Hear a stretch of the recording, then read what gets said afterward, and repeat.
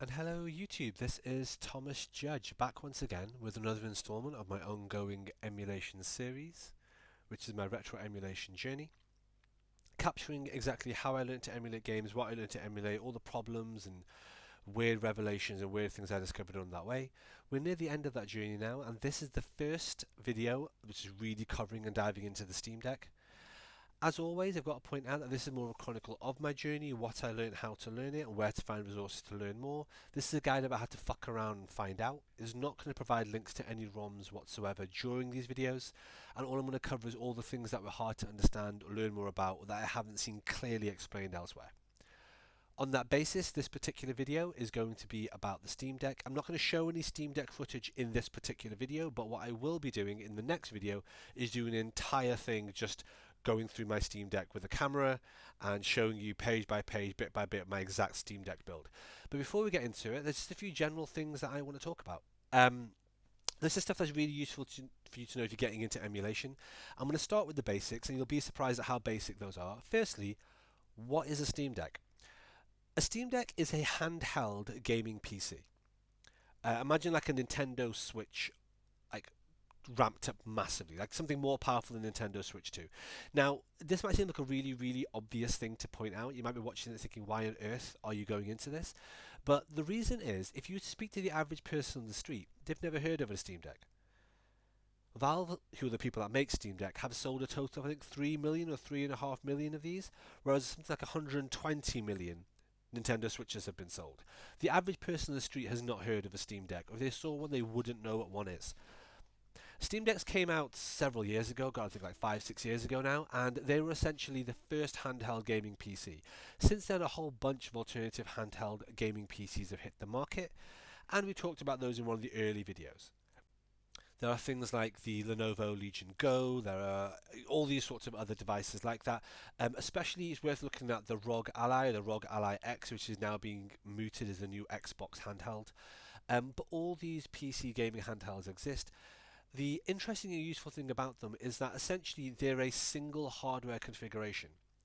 If you're buying a PC and making a PC, you can have a whole bunch of different motherboards and CPUs and GPUs and all these different combinations that will react and intersect differently with different games that you play. However, when you buy a console like a PS3 or a PS5 or an Xbox Series or anything like that, it is a standard, very clear, very uniform, very cookie cutter technical profile. And that's what a Steam Deck brings. It brings a console-like experience in terms of what the gaming PC, which in this case is a handheld variation, can offer you. And in other words, what it means is that all the developers that are making games for Steam Decks or putting games on Steam Deck know exactly what kind of PC you're working with. So, long story short, if you don't know what a Steam Deck is, Google it, look into it, look at videos on it. They are great. What we're talking about today is emulation. And when it comes to emulation on Steam Deck, there's a few front ends that you really need to look at and be aware of. Now, we've talked about front ends before several times when we talk about things like RetroArch, but again, the beauty of the Steam Deck being a single regularized hardware profile means that people making these various front ends can make one for the exact Steam Deck CPU, GPU, settings, physical configuration, everything. And as a result, there's a couple of quite interesting, quite detailed options. There's four in particular that I'm going to give you a quick overview of, and then one of them is the one that I essentially dived into and I have mastered, and that's the one that I'll talk about a lot for the rest of the video and for all of the next video in this series. But with no further ado, the first one is EmuDeck. EmuDeck is extremely popular. It's a tool that integrates lots of different functions into one. It will download emulators from their official sources, it will pre-configure your settings and your hotkeys, and it works with Emulation Station, which we talked about previously, by dovetailing that in with the Steam Game Manager. It's not really an app in the strictest sense, it is a front end, which means it's a collection of all these clever bits of code that take care of all the manual installations and all the manual configurations of all the constituent emulators for you. I've seen some people like show concern about allowing an app to install items on your Steam Deck, but EmuDeck doesn't require any kind of root access or access that potentially could be damaged, get into your like personal, secure, like sensitive folders, and it only installs the same file systems you'd be installing if you did it manually. However, instead of doing it manually, you press a button and it does it all in one go. The next solution, and this is the one that I've actually ended up knowing loads about, is Batacera. Now, Batacera is a custom Linux operating system that's all about game emulation. It uses the emulation station as a core part of its front end. It's completely self-contained and is bootable from a variety of different media. That sounds weird, but what that essentially means is you can input Batacera on a micro SD card, a flash drive, a hard drive, whatever, and boot it from there. Now, this doesn't just apply to Steam Decks. If you get Batacera and you get the most recent version of Batacera and put it on a USB stick, you can stick it in any computer, boot up that computer from the USB stick rather than from its normal internal memory, and boom, there you have it. Batacera custom designed for your computer in and of itself. The cool thing about Batacera is it kind of configures itself and writes its own code the first time you boot it up by essentially exploring your computer and working out what the settings and the hardware is, and then it sets up Batacera suitably for that. That said, with the Steam Deck, you can specifically download a Steam Deck build of Batacera, and all you do is you can set that up by putting in the SD card the way you would with a normal PC, and you would have your Batacera like operating system. What that means is you can have your Steam Deck split into two. You can play it as a Steam Deck console, as a PC console, play PC games. When you fancy emulating, just switch it off, stick in your Batacera SD card, switch it on, and you can start playing it as an emulating console or emulating PC with all your different games and ROMs on there.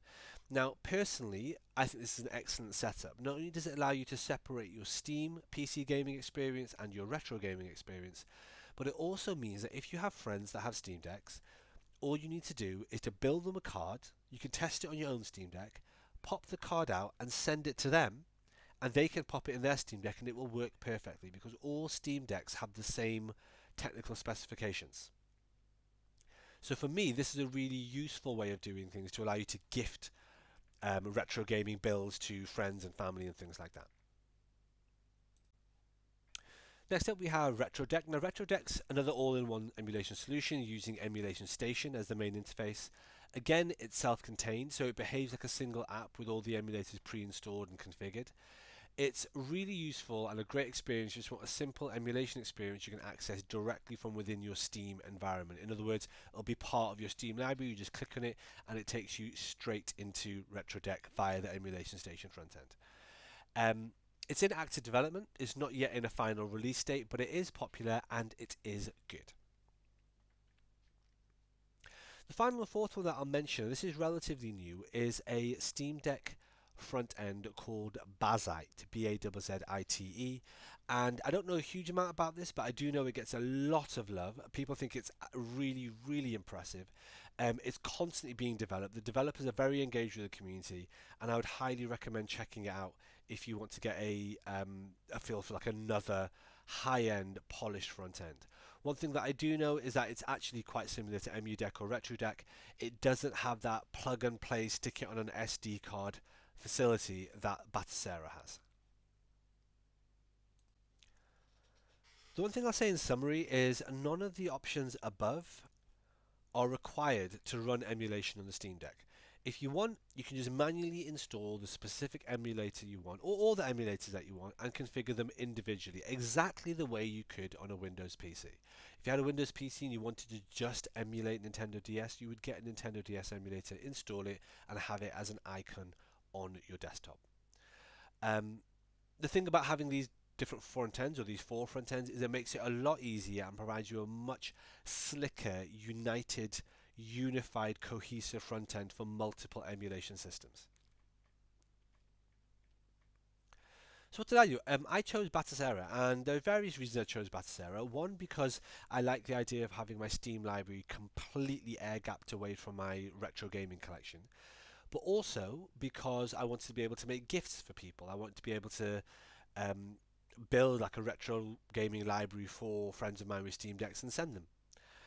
There's actually a YouTube channel, AG Racing Central, which is an anti-gravity racing channel. It's pretty much become a 100% Wipeout channel now, but it does cover some other anti-gravity racing games. I'm a big anti-gravity racing fan, and the main guy there, Eric, has a Steam Deck, so I actually sent him a small Batacera build on Steam Deck, just full of anti-gravity racing games, like all the different Wipeouts, F-Zeros, that sort of stuff. This is the sort of stuff I've done for my friends. As you can tell from the series so far, I like gifting things to people. I like providing things to my friends. I like kind of sharing what I've learnt. Cannot stress enough. No, do not email me to ask me to do this for you. I don't know you. Don't offer to pay me to ask me to do this for you. I won't do that either. The whole point of this guide is to teach you how to do that yourself. The third reason that I chose Batacera as my particular emulation route of choice with the Steam Deck is because it meant that I could actually split things over different SD cards. I could have different 1 terabyte or 512 gig SD cards that had different tiers and builds of game on. And I covered that in video, I think it was video 5, where I talk about tiers and builds of my ROMs. So I have one particular SD card that has all my PS3 ROMs, one particular SD card that has my PS2 and Xbox and GameCube ROMs, and so on and so forth. And I just personally like having that demarcation. A really useful thing to know about Batacera, and essentially actually the other ones we talked about as well, so things like Retro Deck and things like that, is that they all use Emulation Station as part of the front end. So if you recall the use of the front end software Emulation, which was on our B-Link, which was my Android top set box that I covered in video 4, that was all about learning how to use Emulation Station or Emulation at a really high level. Well, all that experience is about to pay off. All my Emulation and Screenscaper experience that I've developed over the previous year and so on was invaluable when it came to setting up my Steam Deck. So again, this is a perfect example of fucking around and finding out and learning things kind of the hard way, but then being able to apply it in a range of different contexts. So, how did I do this? Well, as part of the whole fucking around and finding out, I bought my Steam Deck, and then what I wanted is I wanted to have a Batacera build on there, and I wasn't really 100% sure how to do this. So, again, I did the thing that I did previously, which we talked about in video 2, which was buying a sketchy Kinhank plug-and-play device. What I did is I went on eBay, and I found a seller on eBay that was selling Batacera builds. So, I bought that off the seller online. Someone who is relatively trusted. They'd sold loads of these things on eBay. They've now disappeared from eBay, understandably. I imagine they've been removed from eBay. Um, but I bought it essentially from the same website that sells Kinhank plug and play devices, all these sketchy things you find on Amazon where they say they have 100,000 ROMs or 30,000 ROMs or things like that. I found something which said, hey, this is a Steam Deck Batacera card with, I think it was something like 15,000 ROMs on it. And so I bought that, and it was a 1 terabyte SD card. Can't go wrong. So I bought it, and I took the massive risk of sticking it straight in my Steam Deck and hoping it wasn't going to blow it up, catch fire, or corrupt it with viruses. So I'll talk a little bit about the things that I discovered doing that, but it was all a little bit interesting, a bit of an interesting learning curve. So the first thing that I did is with the Batacera image, I tried putting it in my PC first and accessing it the same way that I'd accessed the other dodgy plug and play devices and their SD cards. In those cases, they had really dodgy knockoff SD cards, what I call a Sangsam SD card. But the one that I bought from eBay with the Batacera build for Steam Deck on it was actually a SanDisk SD card. So that was great. So I was like, fantastic, I'll use this. Stuck it in my PC, couldn't see anything. And the reason for that, the reason I couldn't access the folders or the files or see any of the things on there, is because it only works if you access it via what they're called OTA access, or over-the-air access.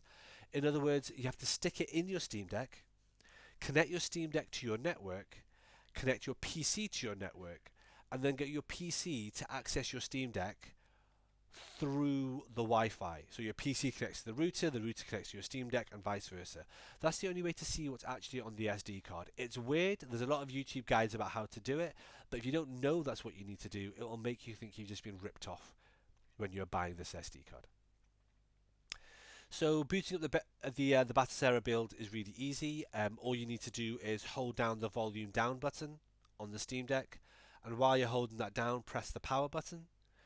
It beeps, you let go of the power button, hold up the volume down button for a couple more seconds, and then it goes into a root menu that asks, do you want to boot up Steam or do you want to boot it from the SD card?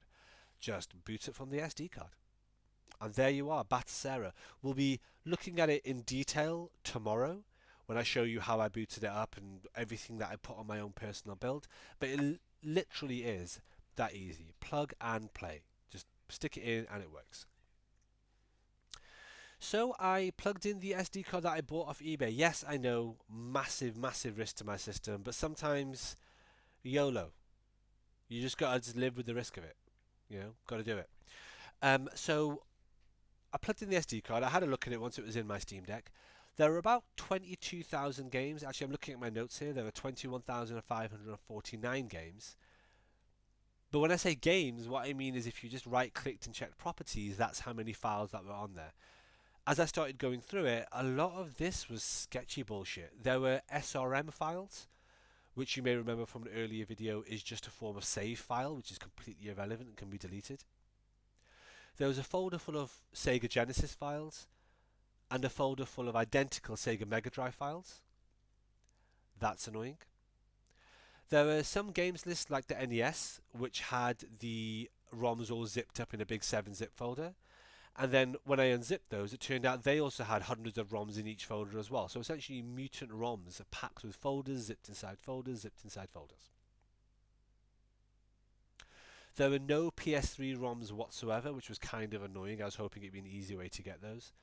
And there were no Xbox 360 ROMs either, because it was actually using an older Batacera version, which is version 36, which didn't actually have Xbox 360 on there. So overall, it was a little bit underwhelming. That said, the over-the-air connection was easy. One thing worth noting, though, is that the deck needs to be on, not asleep, but on, for it to be discoverable on your network, which means the screen has to be switched on. If that freaks you out because you're worried about screen burn or things like that, then you might want to change your settings so that you can prevent that as much as you can. Reduce brightness, etc., etc., etc.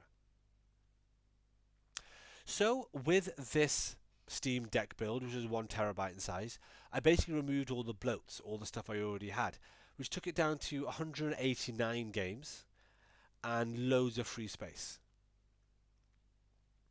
So I started messing around with it. How would I add PS3 ROMs and Xbox 360 ROMs? In terms of adding PS3 ROMs, it's important to note that these need to be renamed and restructured slightly. I'll talk about that in a second. And the Xbox Live Arcade ROMs also need to be renamed and restructured slightly in different folders, and you need to do a little bit of tweaking and jigging around to get them to work. When I was doing this, I also realised that my Xbox Live and my PlayStation ROMs were in RAR format and therefore needed unzipping, so I had to unzip those, which is just a good thing to do. I now store them unzipped on my ROM. Long story short, in terms of using Batacera, there's a really, really good wiki for it. I'm showing you some pictures for it here, but the Batacera wiki is incredibly helpful. You can go through all the different systems, you can go through all the different bits of information about the system, including how to set up the ROMs, what BIOS you need, all the bits and pieces, troubleshooting, etc. These Batacera pages are really, really helpful. They're not 100% perfect, as we'll discuss in the next video that I do when I actually show you my personal build, but they are pretty damn good. And it's another reason why I think Batacera is amazing. Just it's got such a useful community, such a useful wiki that's really comprehensive and talks you through things like, for example, renaming PS3 ROMs or restructuring Xbox Live ROMs and things like that. So it's another reason why I'm personally quite wedded to Batacera. That said, it was not all plain sailing. Long story short, disaster struck. Because I was on Batacera version 36, I wanted to move on to version 37 because version 36 didn't support Xbox 360 as an emulator. So I went into the system settings and I picked System Update, and I agreed to actually update the system by downloading and installing. I tried doing it and it crashed and screwed up the SD card. Really, really frustrating. And subsequently I looked online and quite a lot of people have this experience with online updates of Batacera from one version to the next. As a result, the SD card was screwed, nothing was working, the Steam Deck was basically bricked as a Batacera device. So I took the SD card out, switched on the Steam Deck, it was working fine as a Steam Deck. I took the SD card, stuck it in my PC and had to reformat it and do a full kind of wipe of the entire thing, including deleting partitions and everything else. Again, there's a previous video in this series talking through in detail how to do that, and that's another reason why that's a really, really valuable thing to learn with either Emulation Station or Batacera, anything like that. Otherwise, you're throwing out what are very expensive SD cards, and you don't want to do that. You want to be able to reformat it and get rid of all the partition and go completely back to factory settings, which is what I had to do. After that, I then did a full install myself of Batacera from scratch, which I'll be honest, I'd really been wanting to avoid. That's the reason I bought this off eBay. But fuck it, I did it, I downloaded it, I installed it, I took my time, and I rebuilt the entirety of the Batacera front end. Unfortunately, what this meant is I didn't have any of the various ROMs that had come with it, like a bunch of Wii U ROMs come with it, and a bunch of like Xbox Live ROMs and things like that. So what I did is I actually, thankfully, had backed those up before I tried upgrading Batacera from version 36 to 37. So at least, thankfully, I'd saved all the ROMs and I'd saved all the BIOS files and all the various things that I had legitimately bought off eBay. Again, if you want to try and get some advanced hardcore ROMs, buying stuff from a seller or a device on eBay is one way to do it. So I rebuilt the whole Batacera build using videos by a website called Retro Gaming Guy, who's also extremely good when it comes to Steam Deck builds. The channel has now changed focus very much to talk about loads of random other stuff, but at the time, a year or two ago, it was very much about Steam Deck Batacera builds. But there's loads of other channels that are very helpful with this, including Retro Game Core, of course, who's got a website with lots of useful information. And at the time, I moved to Batacera version 37, and I put in the upgraded appropriate BIOS pack, which I got from the Internet Archive. Obviously, I had the BIOS pack for version 36 because I'd bought that, but I then got the BIOS pack for version 37 from the Internet Archive. So I reset it all up, and then I ported all my ROMs over to it, and I started using it, and I've been messing around with it ever since. It's great. I've got 3 different Batacera builds now, actually. I think 2 are version 41 of Batacera, and 1 is version 40 or version 39 or something like that. But I've got 3 different builds. I'll talk you through them tomorrow for tomorrow's video. Although that said, for tomorrow's video, what I'm going to do is just talk through one particular build rather than switching out a whole bunch of them. Or maybe I will. I don't know. Let's see how I feel tomorrow. The one thing that I would say is in future, Batacera updates should be done very carefully. If you're moving from one version of Batacera, so let's say version 41, which is the current one, if you decide in a few months' time that you want to move to version 42, just have like some skepticism that it will work. Back up all your files beforehand. Even if a Batacera update does work, it will wipe all of your settings. Not all of your ROMs, but all of your settings, meaning you'd need to reconfigure stuff like widescreen hacks, control overrides, little tweaks you might have to particular games so that particular games run on specific emulators with specific configuration. And especially when you're looking at stuff like Nintendo DS or Nintendo Wii or things like that, where often you're making configurations on a game-by-game basis, you've got to think to yourself, is it really worth upgrading the whole damn thing if you've already got a setup that works really well? From my point of view, I'm not planning on upgrading at least 2 of my builds for what I call Build A, which is everything up to and including PS1 and PSP, and also Build B, which is PS2, Xbox, GameCube. They all work fine, and I've spent ages configuring all of them. The one that I might try an over-the-air update for is Build C, because I'm planning on just rebuilding and reloading that from scratch. But unless you're willing to take that risk, I would strongly recommend, just taking a lot of caution when it comes to updating your Batacera. Okay, hopefully that is helpful. What I'm going to do is I'm going to talk you through my Steam Deck next time in the next video. I'm going to film it, I'll talk you through a few bits and pieces, but largely what I'm going to do is talk through weird Batacera quirks I found for various systems on the Steam Deck that wasn't clear elsewhere in Batacera. It wasn't on the wiki, it's not clear from the Reddit posts and so on, and there was no clear solution. So I had to work out solutions myself or find them myself from the depths of the internet. So that's what the next video in the series is going to be. Hopefully it's helpful. Hopefully you enjoyed this. I know that virtually no one's watching this series, and that's fine. I don't really care. At some point over time, I'm sure people will find this useful, and more people will look at it, and hopefully it will really support a few human viewers who want to look at this sort of stuff. But yeah, if you are watching and you are a living human, thank you very much. And yeah, until next time, stay classy.